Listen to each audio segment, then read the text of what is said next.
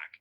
I like making completely unreasonable terms and conditions for my performance, because somebody might actually say yes, right? Or they may force you to do it, which by their action is acceptance of your terms and conditions, right? And that's actually happened. Where, again, I've told you guys the instance there where I sent that notice into a court, which was in essence a fee schedule on behalf of somebody else because they were already in custody, with my delegated authority that they had given me, which I had in writing as well, and let them know what the fee was going to be per hour for being in jail.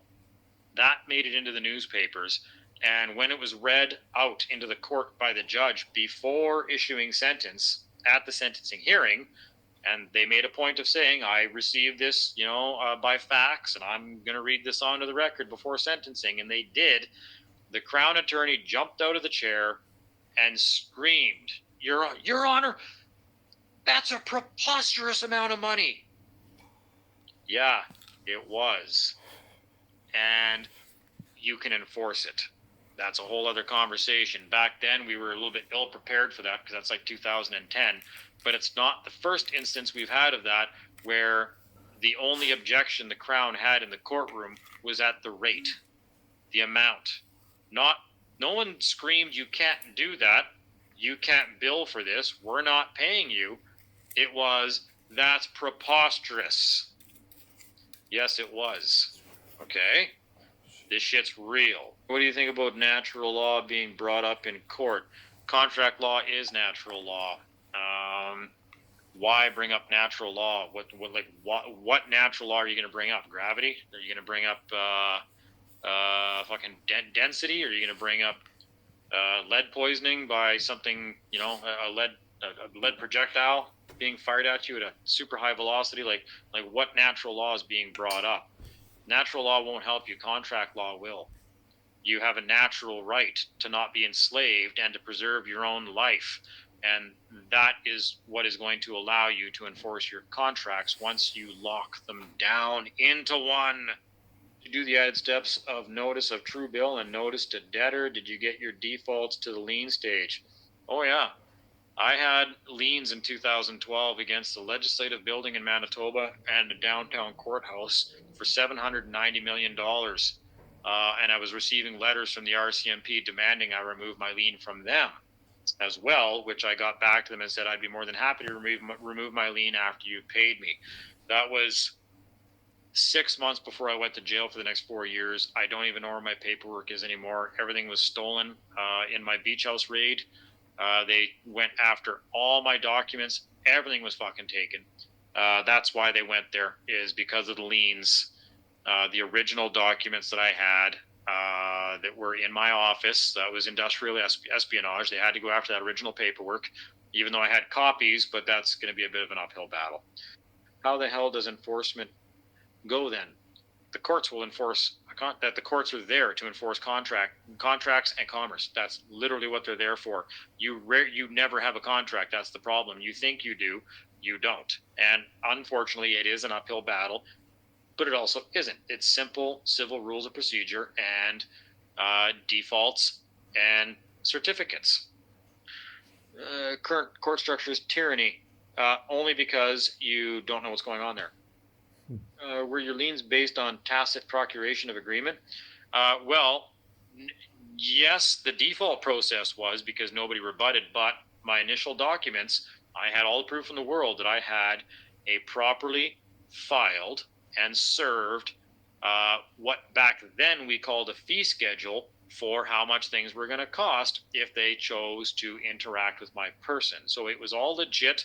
In fact, a team of lawyers from TD Bank went over my paperwork because I was dealing with a private banking center at that time. See, I was doing a lot of stuff I've never spoken about to with most people, and they went through all my paperwork and they got back to me and they said, "Yeah, this is all legit."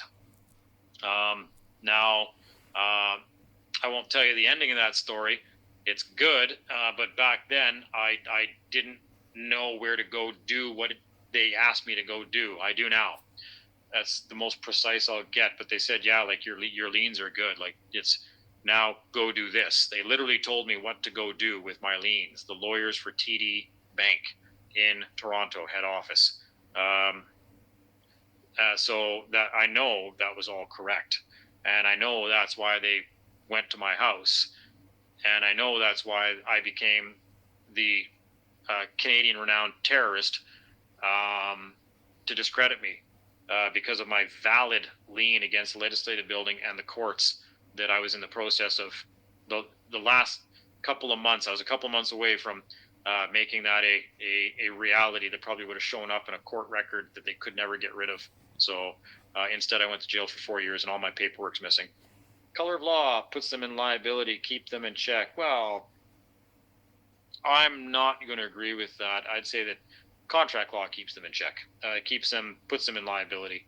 But you absolve them of liability when you volunteer and you let them out of their contractual obligations. You don't enforce.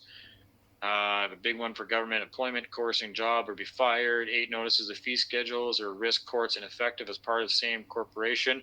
No, the courts definitely are independent, whether we like to believe that or not. I was very adamantly opposed to that belief at one point in time. I've seen enough.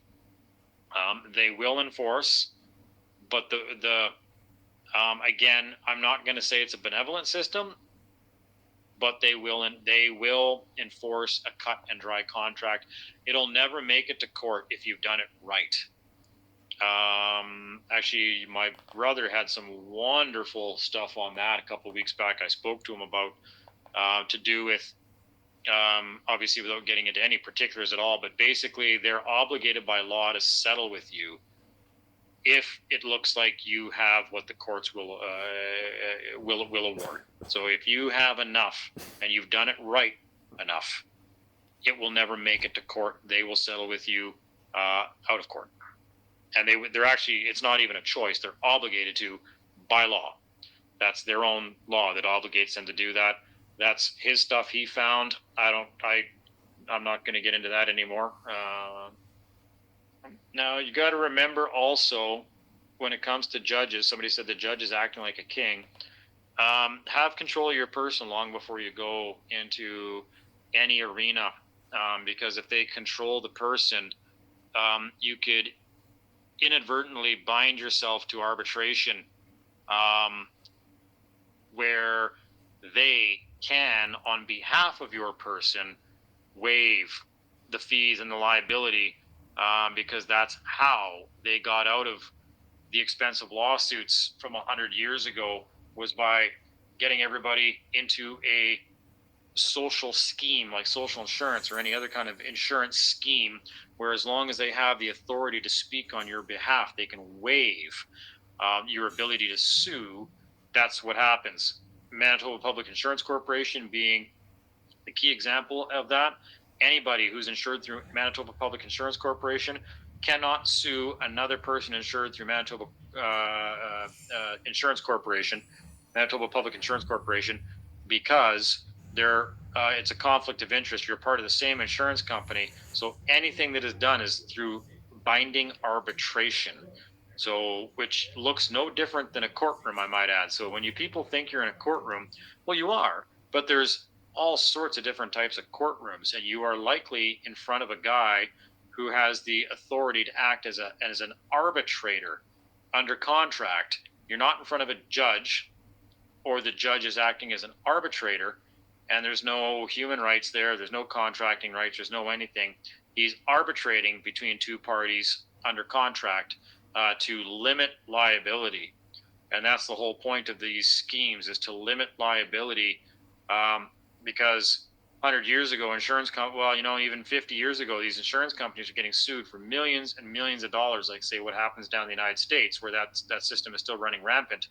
Well, up here in Canada, they got smart with that and said, hey, we'd save a lot more money if we all got together, all us insurance companies, all us businesses, and entered into an agreement where none of our members are allowed to sue any other organization's members, and everything must go to binding arbitration to limit the damage awards to save us money.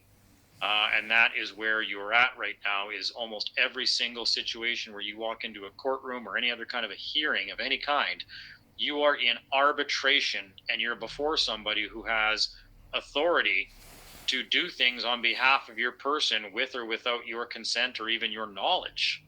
Okay? Just think, there was some gravy to just go through that and think about that for a little while. So we'll see who I piss off with that. What are your thoughts on starting a corporation and having a lien in your name? You don't need that at all. Who do you send the service agreement to? Well, the service agreement, who's trying to contract with you? In Canada, in the case of Her Majesty has a lawyer. Her Majesty, at every level of Her Majesty, has an attorney that generally deals with all matters. Generally. That's why they're called an attorney general. General use, all matters generally speaking. Doesn't mean the attorney general himself or herself or itself or him, her, or Zex, Zemphi, the fucking dolphin, whatever fucking gender they are. It doesn't mean that actual flesh and blood incandescent beam of love is opening your letter. There's a team of lawyers underneath that office that all do work for that office and will respond and read to all letters addressed that office in a limited scope of authority on behalf of that office. Many Supreme Court cases are settled out of court. Oh yes. Any that have a chance of winning are settled out of court. You don't need, and that's not just like Supreme Court, but like Court of Queen's Bench, Superior Court, all those kind of things. Supreme Court of the United States has ruled that you may not be required to waive one right to exercise another. Oh, absolutely. That's an unconscionable act to say that you can only exercise one right by waiving another. That's setting you up to fail. That's an absolutely unconscionable act. They can't do that kind of stuff. Well, they do it, but what they've done is actually quite criminal and against the law, and you will win a claim against them if they try to make you do that. Unilateral, there we go, sorry. It's a unilateral contract. Think about that for a second. Unilateral. It's like when you hear on news stories that the United States is in unilateral negotiations with some country in Africa. That means that they've said to that other country, you fucking give us whatever we want or we will bomb the living fuck out of you. That's what unilateral means. One way. It's a one-way negotiations. How the fuck? That's not even there's no such thing as a one-way negotiation. That's a demand. That's what that is. That's a demand. That's a threat. A one-way negotiation is a fucking threat. So, yeah, unilateral. I'm trying to make you guys realize that we've always had the freedom to contract. We were kept ignorant to make sure that we weren't able to enforce it. And that we didn't even know that's one of the things that we were lacking. That's why the distractions. They want to have you going off chasing all sorts of unicorns and bullshit and fucking pots at the end of the rainbow to keep you from figuring out that that's all you ever had to do was learn how to contract.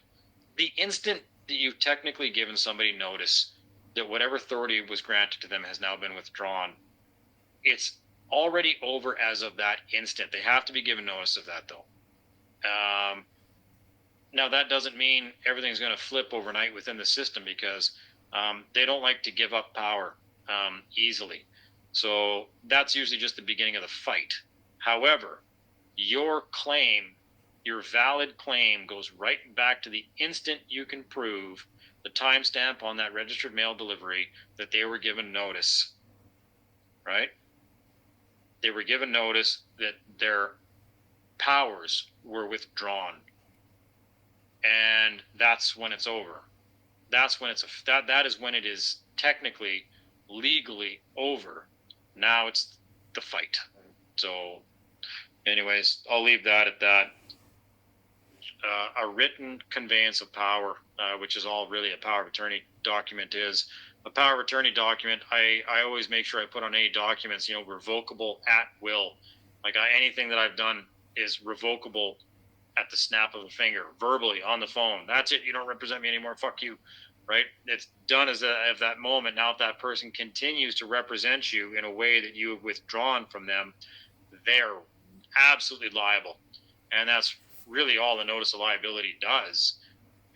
lets them know that they're liable for anything that they do after a certain point, depending on what it is that you've done or taken from them or some action they've done that caused you harm. So it has to be situation relevant. Can I repost this video again, truncated, Dean? PTL